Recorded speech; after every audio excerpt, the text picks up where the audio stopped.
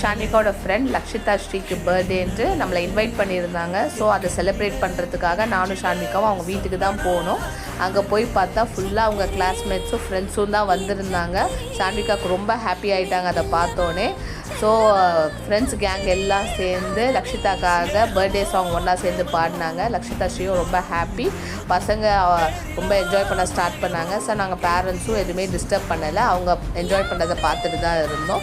So எல்லாம் சேர்ந்து photo எடுத்தாங்க. ஷானிகா லக்ஷிதாக்காக கிஃப்ட் வாங்கியிருந்தாங்க. ஸோ அதையும் கொடுத்தாங்க. டின்னர் அரேஞ்ச் பண்ணியிருந்தாங்க பசங்களுக்கு. ஸோ நாங்கள் உட்காந்து சாப்பிடுவோன்னு சொல்லிவிட்டு அவங்க பார்த்து என்ஜாய் பண்ணி சாப்பிட்டு முடிச்சுட்டு ஒரே மூவி சாங் போட்டு ஒரே ஆட்டம். பசங்க ஆட்டோ முடிச்சுட்டு ஷானிகாவுக்கு வீட்டுக்கு வரவே மனசு இல்லை. ஸோ நாளைக்கு எக்ஸாம்னால வாமான்னு சொல்லிட்டு கூட்டிகிட்டு வீட்டுக்கு கிளம்பிட்டோம். தேங்க்யூ.